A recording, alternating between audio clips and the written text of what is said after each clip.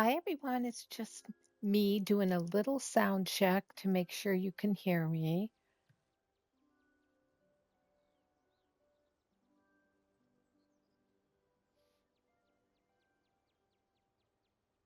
Okay.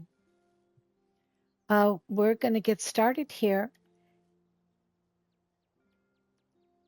Okay. And just so you know, there are times when I will look at the chat and there are times when I won't look at the chat. Okay. Give me 30 seconds and we'll start.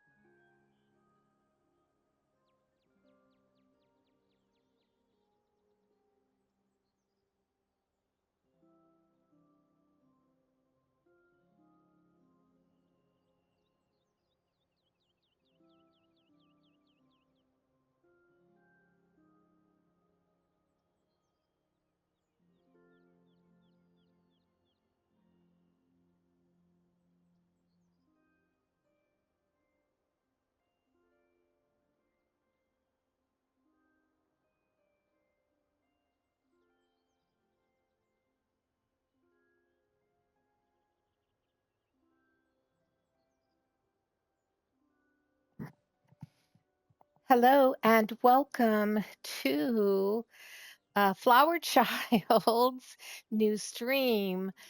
This is now Flower Kisma. And I'll tell you why I changed my name. It's because that's my real name, Kisma. And I'm doing something new here on Twitch. I decided to turn it into more of a podcast right now. And I am going to read all of the 6 novels that belong to my Faery-Chronicles novel series. And yeah, I'm doing it because I figured, why the heck not? Makes it fun and exciting. So here's where I am. Let me show you where I am. Right now, I'm in Elder Scrolls Online, a game I absolutely love to play. And I am a sorcerer in this game. We're at one of my houses. This house is called the Hidden Spring Cottage, which I've decorated and turned into my own personal environment. And this house I call One Cozy Evening. We are at the entrance. And hey, this is me. This is me as a high elf. All right, so I'm starting off with Fairy with Teeth. Now, as I walk to a location to sit, I just want to share with you a little bit about the novel series. I began this novel series, or the first book was published in 2003, and the last installment of of the Faery-Chronicles was published in 2024. So do the math, and it will show you how long it took me to write this series. And it's all based on a real life experience I had over the years, over a 15-year period, also with my company, Fairy Dance Tours. And I would take small groups of pilgrims to Ireland on sacred pilgrimages, and we'd go out to the fairy haunts, to the stone circles, and to the dolmens, and to the cairns, to the fairy rings, to the places where most people don't go because they're out on the land and you have to knock on someone's house door to get a key to go into one of the areas. So I'm going to come, I think I'll come and sit here. This is uh, a chair that's been love blessed. And I think I'll start reading here. So the way I'm going to do it is I'll read, do you see my Harry Potter floating candles? Aren't they cool? I'll start reading and then I will stop and check in and say hi to everybody. And hey there, nice to see you, Ashley. How are you? I hope you're having a great day. And if while I'm reading a question comes up, feel free to pop it into the chat. When I take my little intermittent break, I'll probably take at least one, maybe two. I will check the chat and respond to any questions or comments that anybody has put in it. But while I'm reading, I'm going to be too focused on holding the book and reading the book. So bear with me on chat discourse, okay? And first of all, I just want to say thank you for tuning in to those of you who are here. I'm really, really excited that you are here. All right, so here we go. Fairy with Teeth, Book One of the Faery-Chronicles, written by Kisma K, Stepanich-Reidling. That's me.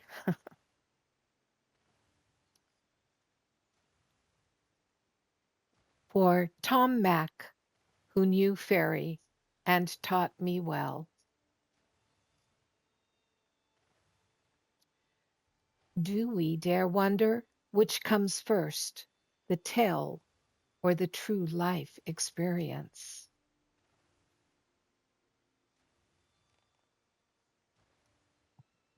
Note by Vivian McFarlane.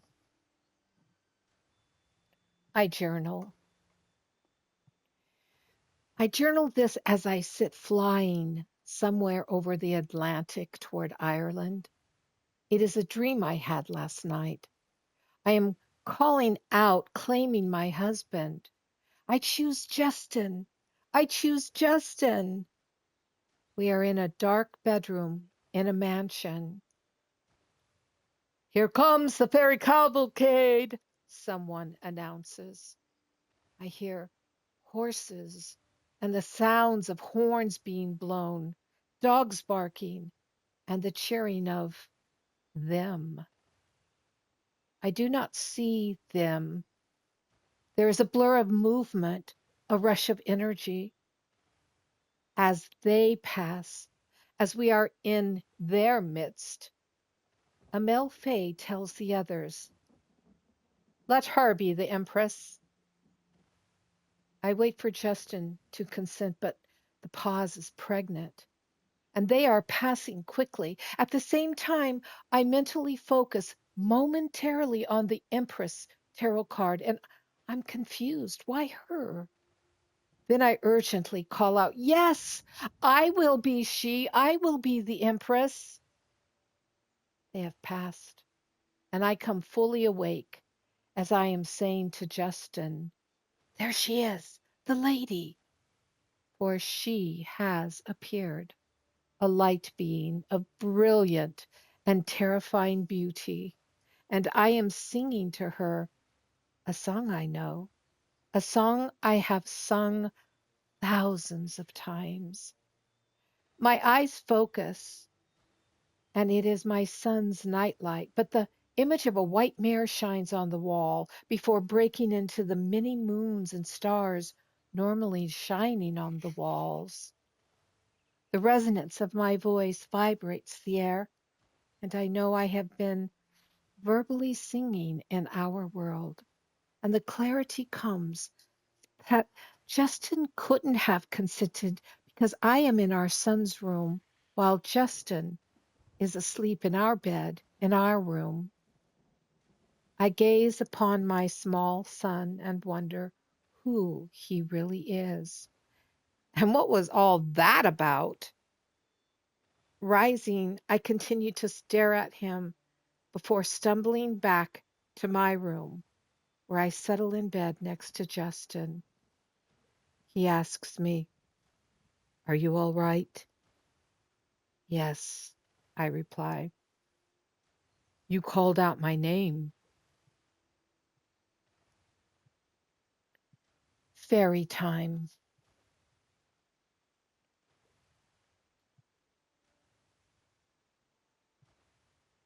Fairy Chronicler entry. 1.333.1. The sky is widest over Loch Gur is an old phrase I am fond of, and today is no exception. Following a lovely May day full of uncommonly warm Irish sunshine and mild wind, the weather is changing, perhaps to match the mood of the mortals who've come on sacred pilgrimage to work our land. The sky is very wide indeed. Looking up provides a bowl of clear blue in which to dream life away. But these modern pilgrims think of themselves as friends of the she, that is, until they meet the fairy with teeth. How they all laugh at the expression when Cian O'Neill, their Irish druid guide, uses it. No one suspects the real meaning. Everyone jokes about it until something else of entertainment value whisks his or her puny attentions away. All the while, Vivian McFarlane, the American tour guide, stands off to one side, distracted by her own musings and not partaking in the small group's camaraderie. This often being the case, her invisible boundary is no longer questioned or taken personally. The fairy must be communicating with her, the pilgrims confide to one another. Oh, yes, look how she stares into the distance as if she sees one right now. Their eager faces, searching the direction in which Vivian gazes, makes me smile. How badly they wish a glimpse of the other country. Yet I, no less a fairy, stand right beside them at this moment, touching an arm here, a cheek there, and this woman next to me whose long brown hair is plaited. I pull a strand loose and blow on it with me breath. I laugh that she absent-mindedly pushes it away with her hand, almost annoyed that it tickles her nose. There is much going on that these mortals do not comprehend. Ah, how they amuse me! But Vivian is not amused with Cian's comment, and flinches when he says it. Faery with teeth. However, that was days ago, a lifetime ago, or so it now seems to these mortals, for they are experiencing the elastic time of fairy. Days, weeks, even years, all blend one into the other, time warping and slowing or accelerating into a blur of dream-like quality. Vivian glances at Cian, who meets her gaze.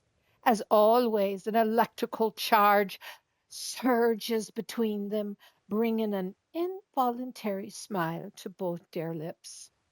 Cian, a Renaissance man, is tall and lean, donning a 20th century frumpy look. A brown goatee graces his chiseled face, adding a touch of the sinister.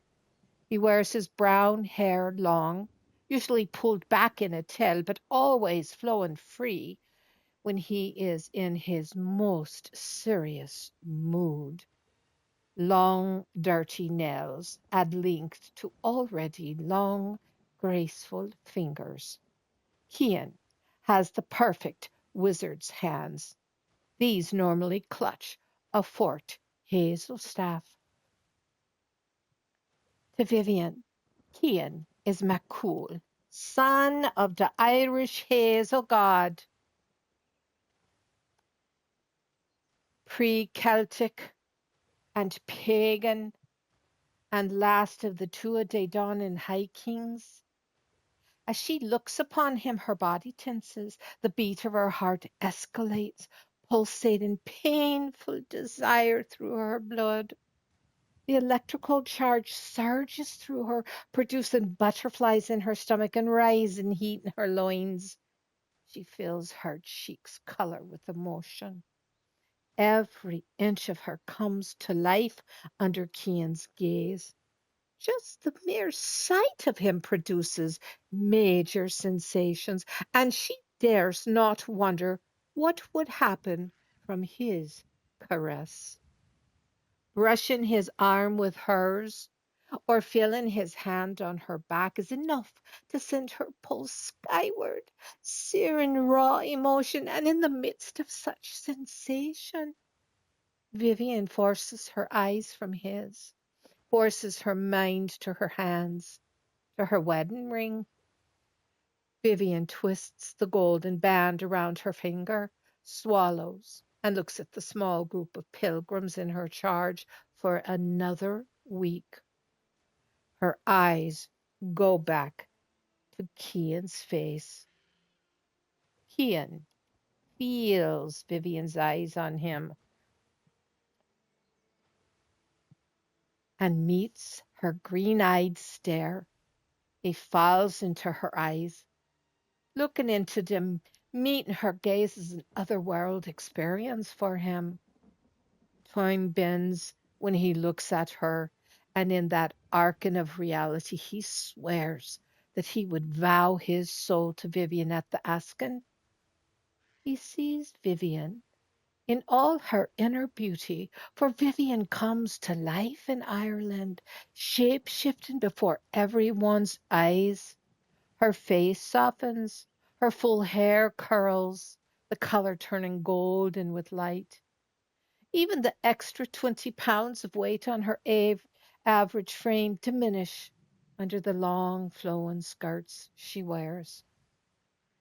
To Cian, Vivian is the eternal priestess, a reflection of goddess. His heart pounds with such intense desire that he clutches both Tom's inside fisted hands. She makes him feel insecure, guilty for just looking at her.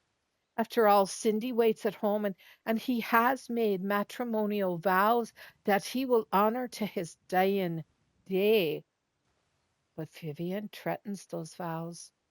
Just her warm smile or the green glare brings his manhood to attention. Vivian looks away. Time arches back, easing Cian into the joke Joe is telling the group. Cian swallows hard, forcing his attention to their eager faces. Ah, 'tis the wee leprechaun, said Joe, delivering the punchline. Everyone laughs. Yes, Vivian and Cian's love is real and very deep, and so true that both are afraid to acknowledge its magnitude for fear they'll never be able to contain it, which is exactly what they both think they must do at all costs. Ancient Fairy of Justice, Maka, has brought these two together on the aegis of working sacred pilgrimages in our land. She has a plan for the two ponds. Maka is ready to lift her curse from Ulster province, and before she does, the vibration of the land has to be shifted. The heart center reactivated. All this done through the alignment and union of polarities, male and female. And I wonder, can they can they do it? Furthermore, will they? So I wait and watch, bearing witness to their human, immortal awakening, the struggles and challenges they must encounter in order to fully awaken. I wait and watch as Vivian is first called into the heart center in search of her own heart. 3 miscarriages in 1 year drive her mind wild. She and Justin have so eagerly and sincerely tried to get pregnant. At first meeting with success, followed by failure, which is so emotionally devastating. Vivian hears a faint calling and flees to Ireland on sacred pilgrimage for a month. When she returns home, she finds to her great surprise that she is pregnant. Vivian believes Onya, the Irish goddess of fertility, blessed her womb with a star baby, a little fae.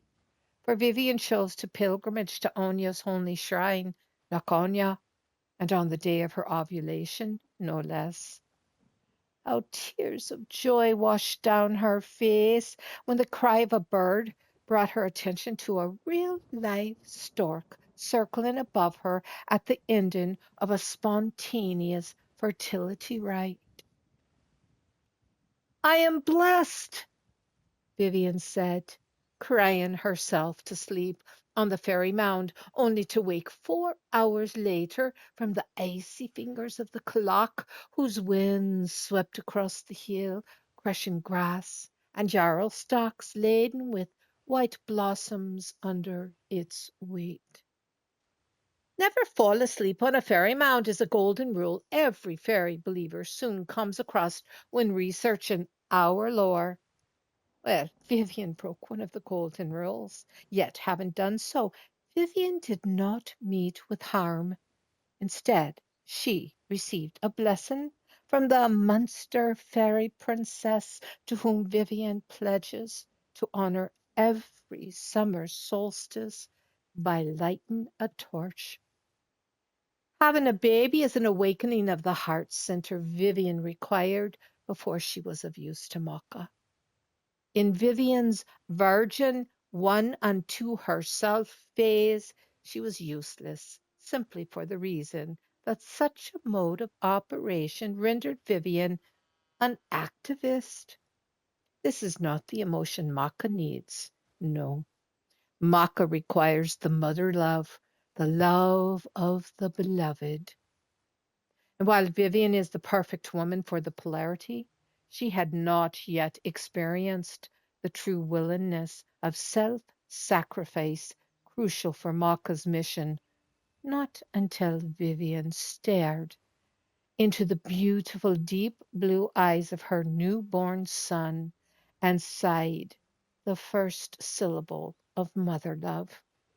From that moment, self sacrifice is utterly and completely in operation. Vivian is ready. Kian, on the other hand, is almost ready. He slides out of London unseen to exile in Ireland, which, unbeknownst to him at the time, meant the end of his violent green ways. He and the tribe had attempted to savagely defend ancient forests from the encroachment of civilization, successfully by the standards of the Dada, who had known all along that the old trees had to give way to the new way. The old Father God knew all along that new forests would be and were being planted, fresh rings of wood to store the shifting wisdom. Dinosaurs were unwanted, let alone unneeded, and in the ancient world it was the ferocious hold on the environment the old ones rooted themselves to that kept back the swift sword of illumination from slicing enlightenment into the current mentality of the world. How the old ones in their heyday battled long and hard. They were great wizards who shifted from stately trunks into the form of men to cast their fire blazes of weird across the land. They carved deep veins into the earth in an attempt to mark an everlasting map of light or power for the mortals who came after the battles to show which way was where. But no one even remotely read the map, and too many theories have been speculated on, so much so that the old ones aren't even figured into the picture. Most of the old ones vacated the trees at the Dada's urging long ago, retreating to the crystal light palaces in the fifth world, all but a stubborn few who insisted on staying until the very end, mainly the elm ash. Several oaks remained behind, but the hawthorn gave its domain over to the gentle nymphs who mediate between the world of elemental beings and the fairyland of the she. Droy cling to the vacant blackthorns, using the vine covered cairns underneath as their gateways between the worlds. Dark elves doing dark business, eliciting the help of the unseelie court, forming dangerous alliances. Yes, Kian's exile in his homeland is his turning point because it finally forces him to settle down and commune with the gentle body of Era. He must marry the land and become her champion before he is any good to Maka. Oh, yes, and he is perfect for her work. Here is a druid willing to crawl on his belly through gross stench of the dark world. Here is a priest willing to taste the bile of the gods and not fear the enemy. Ruthless, poised, a nutter, the beast, as Cian refers to himself, not as in the adversary, destroyer of kings, angel of the bottomless pit, nor as in the great beast that is called Dragon Prince of this world, father of lies, spawn of Satan, lord of darkness, as Terry Pratchett and Neil Gaiman might describe the beast, but as in Beauty and the Beast. And this beast is exactly the perfect man. But first, Maka's words radiate around me and the other fairy who have joined together in witness of this mortal awakening. Let's soften his heart. Ah, and so she brings Kian the softness of a woman child, a girl that will elicit his father instincts. Kian refers to Cindy as beauty. She does not contain the raw beauty yet to be fully realized. 15 years younger than Kian, Cindy is a fledgling, having not even undergone her first Saturn return. She's not yet come into her woman power. She is young and quiet, a shadow darting around Kian's world. Maka says quite clearly, she shall be his ground line, ripening his heart with the emotion of love, and he shall know the pleasure of staying put, all under the presumption that he must defend this child from the cruelties of the harsh world. I only nod and watch and wait. Cindy is like an abused animal that speaks so softly one has to bend in and strain to hear the simple words that slip between unmoving lips. She is indeed learning to trust again under the gentle, loving coaching of the druid. Her softness, her quiet English reserve brings out the best in Kian. No other woman has ever been able to reach his heart, not even his first wife and the mother of his 3 children. Cindy does. And in return, Kian makes Cindy his wife, his child bride, so to speak. And according to the old ways, they hand fast and settle into a pleasant life, each with their own work to tend. And like the kings of old, Cian guards his wife jealously, refusing to leave her side until Vivian. Ah, yes, Cian is ready. The players are now in position, and my tale unfolds. All right, that's chapter 1. Hi, Lauren. Nice to see you. Welcome, welcome, welcome. Okay. So thank you for viewing me out there in Viewerland. I appreciate it and I hope you're enjoying it. I'm going to get up and walk to another location as we dip in to the next uh, chapter. I'm going to run. See, I'm running. It's what we do best in avatar form in this game. We run because to walk is like this, so slow. All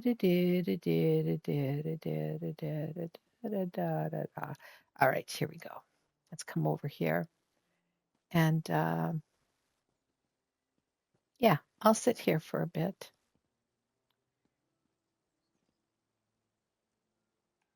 Let me see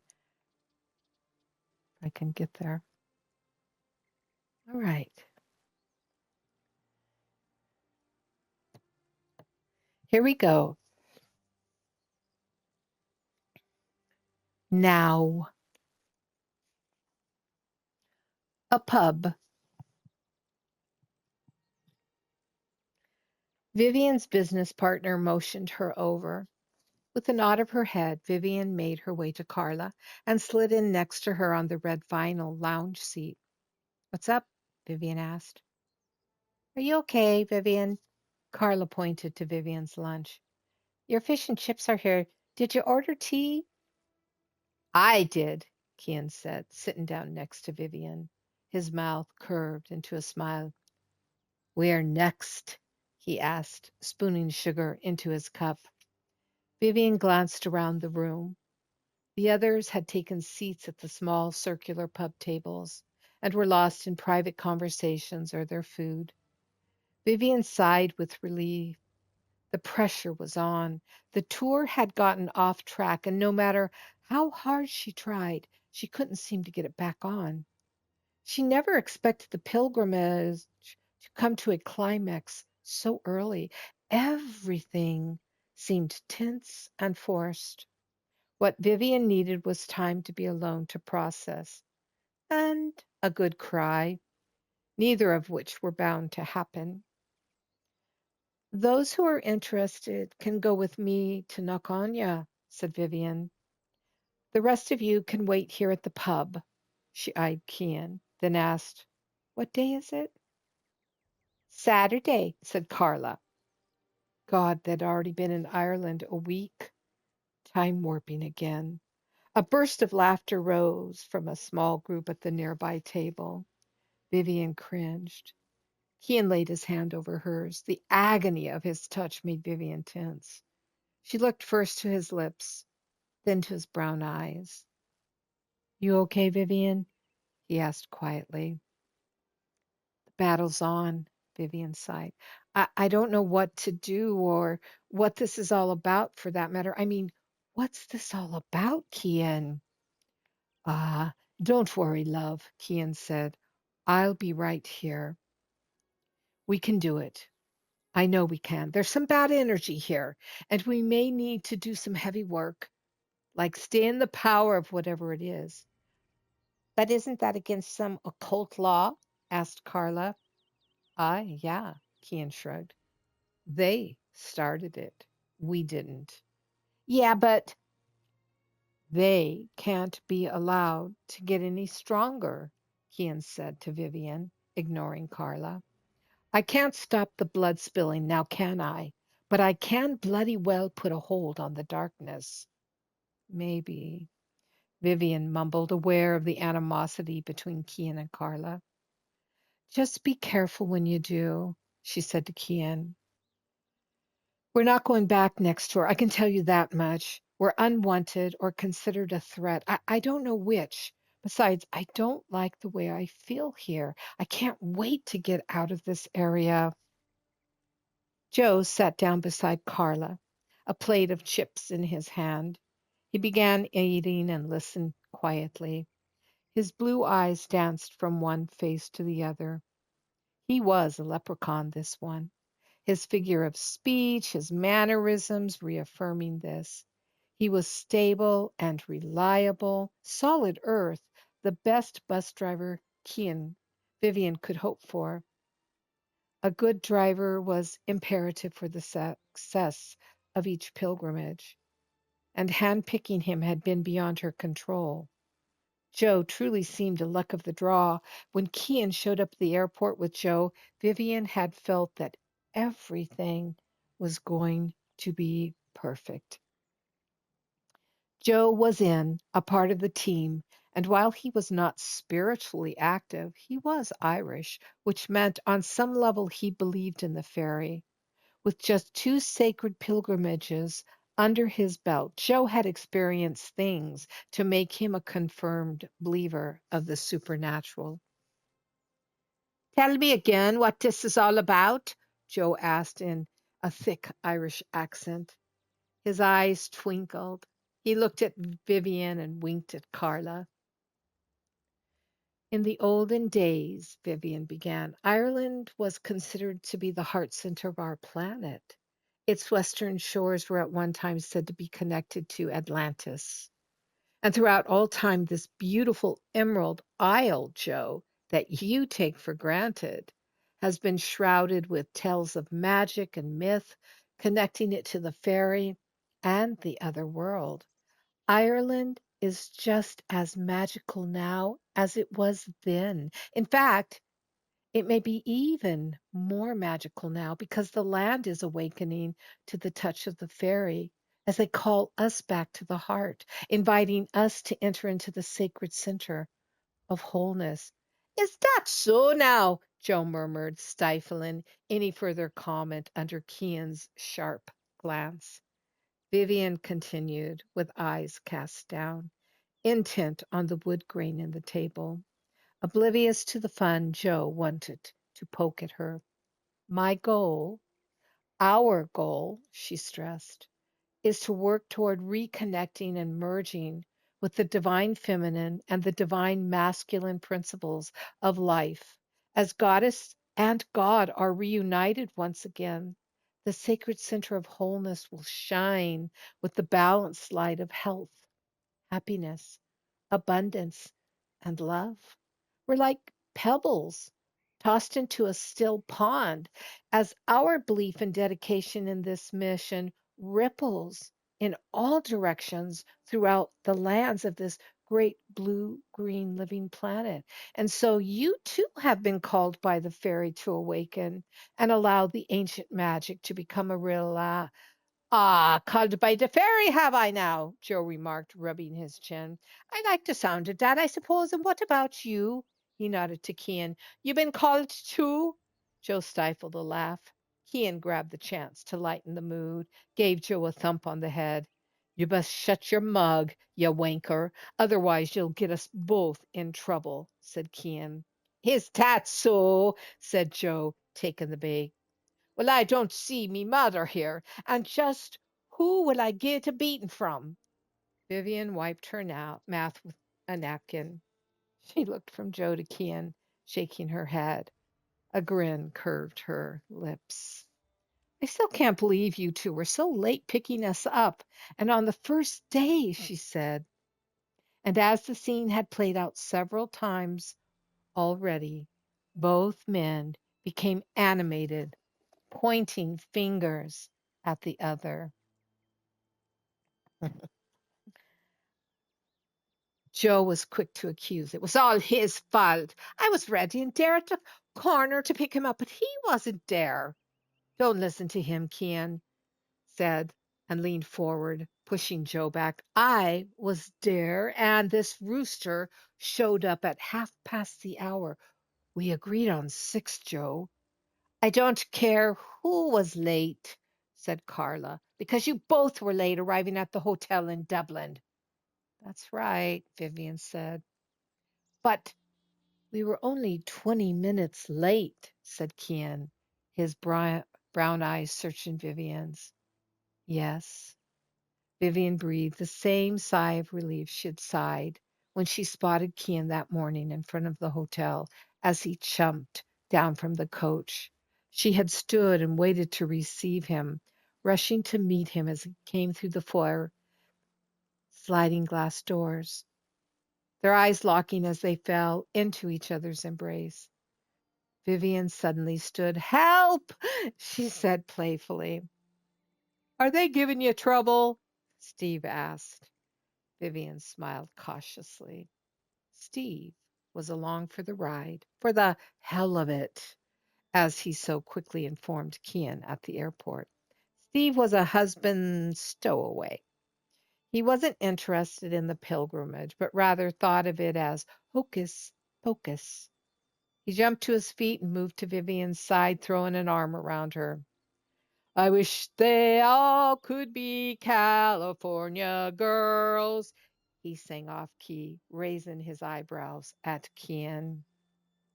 Ah, that's for sure, said Joe, falling into a fit of giggles and leaning toward Kian. Wouldn't you agree? He jabbed his elbow into Kian's side. Ouch! Kian groaned and gave Joe a dirty look. Hey, said a chorus of disgruntled female voices. We're not all from California, whined Rose. She pouted, looking at Joe. I'm from Idaho.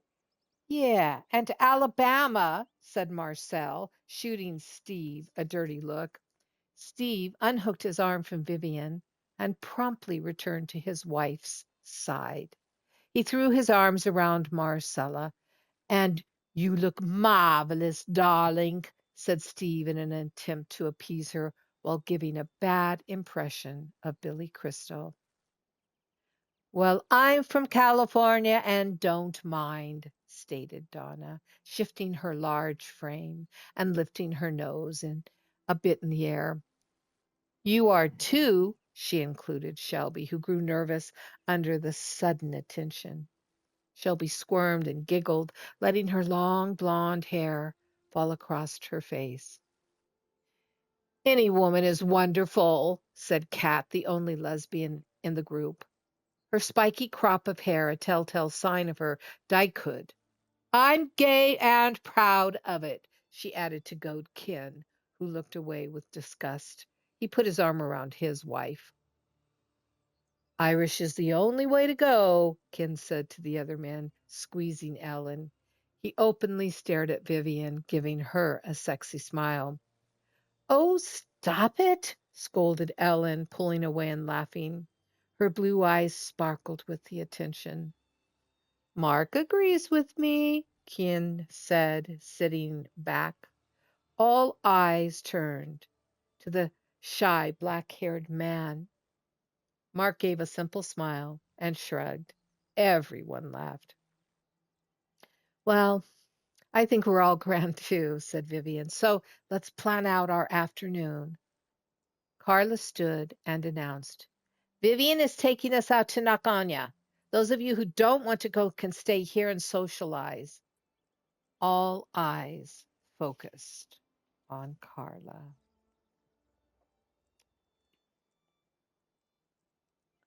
All right, let me do a quick check. Let me see. I think I might have time to read one more chapter.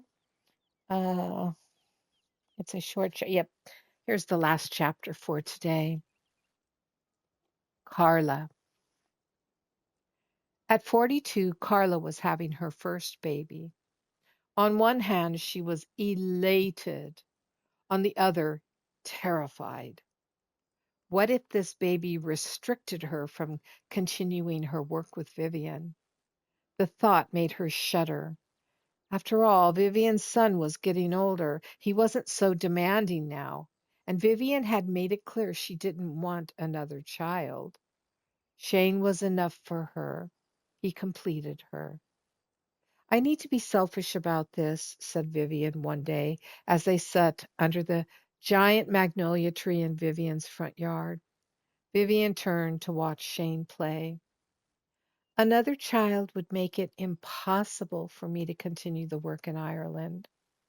Having another baby would mean being useless for another 2 years. But Carla, you have a baby if you feel called to do so. If you do, that will be a wonderful thing. Now Carla was pregnant. She smiled at Joe and watched Vivian sit back down, noting the sharp glance Vivian gave her. Carla believed that there were two things that made a solid relationship: honesty and loyalty. Carla was loyal, there was no doubt there. She cleared her throat and sat down, and returned her attention to the food before her. Honesty was another matter. In truth, she didn't feel the things Vivian did, or see the fairy like Vivian, or even truly know if fairy were real. She was a fake, wanting badly to be something she wasn't. And Vivian was someone to emulate. Carla did just that, subtly at first. Vivian was the teacher of a women's spirituality class she had decided to take one spring.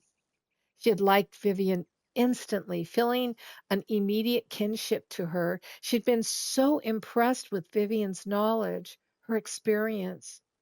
She loved how Vivian dressed and spoke. She even loved how Vivian would move around the classroom. It didn't take long before she began rushing out to buy the skirt Vivian wore the night before in class, or the new purse, or the shoes. Eventually, she began wearing her hair the same style, using the same shade of lipstick, even going so far as to make the same facial expressions as Vivian, or laugh like her, or mimic Vivian's phrases.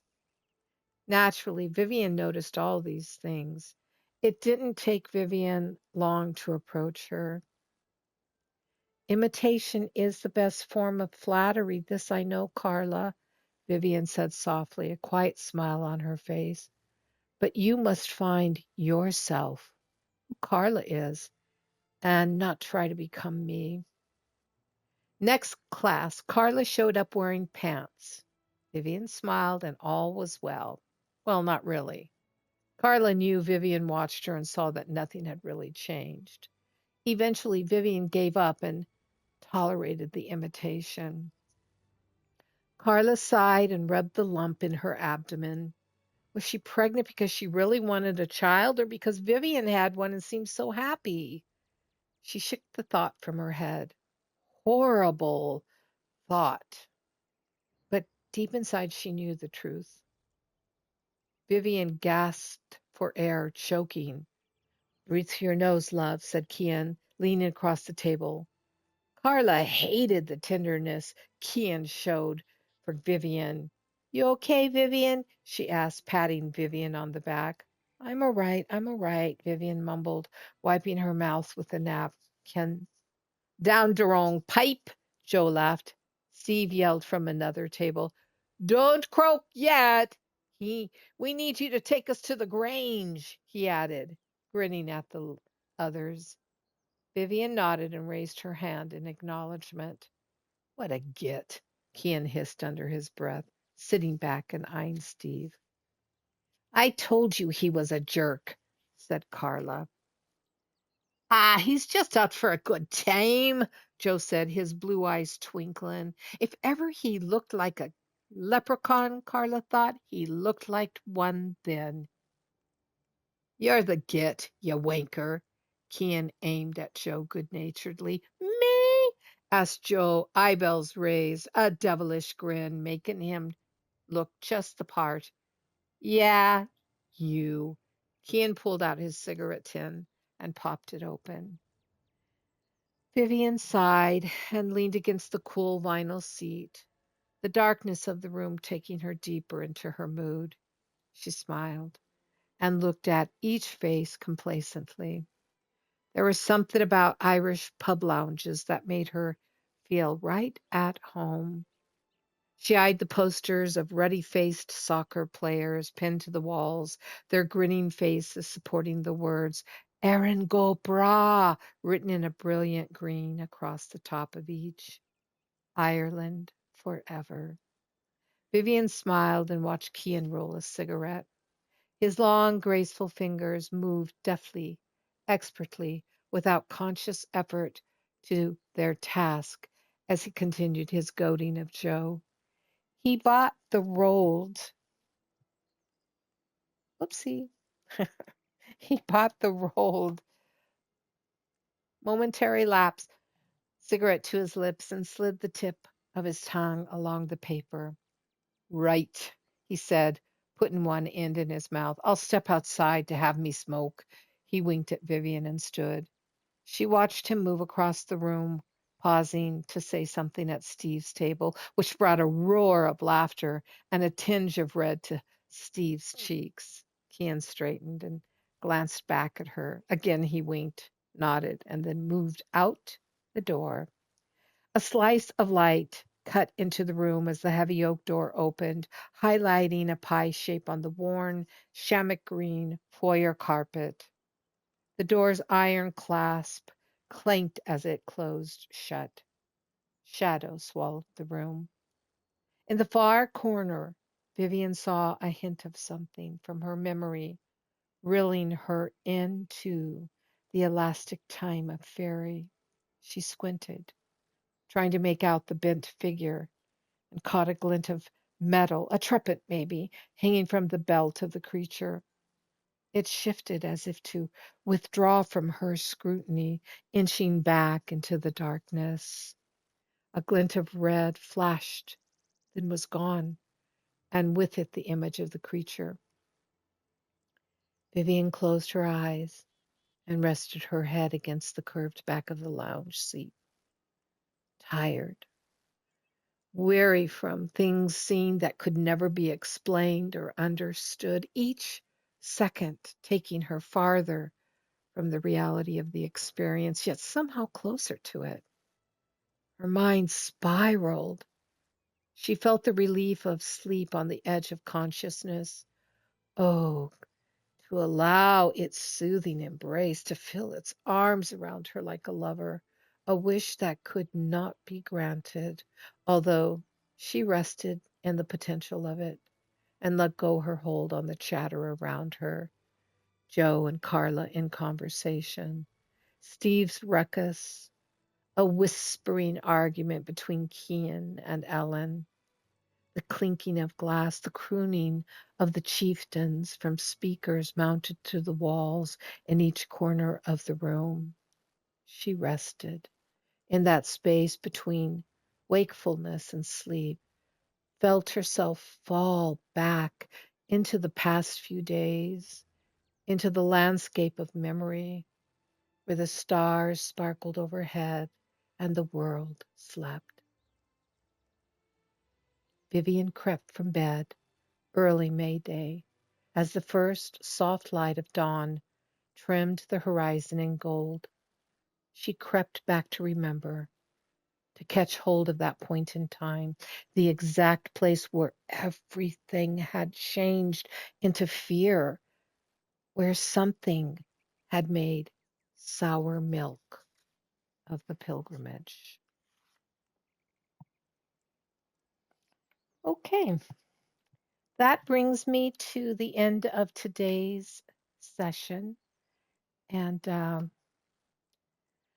hope you enjoyed it. I hope you were able to kick back and maybe enjoy by closing your eyes and envisioning the words. You know, at the beginning of a book, it's always so heady with all kinds of characters, lots of names, but it is the way it is. So I want to thank you for being here.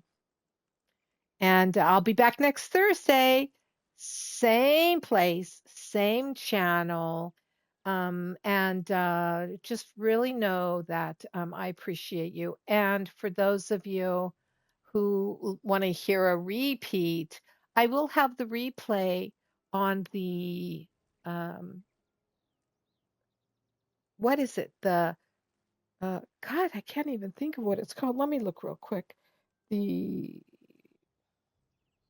You're so very welcome. I hope you enjoyed it, DMK. I hope you enjoyed it. Thank you so much. Anyways, I have a new website for YouTube website just for the replays of this. So I have the link right here in Twitch. So check it out. And thank you. I'm signing off for now. Bye bye.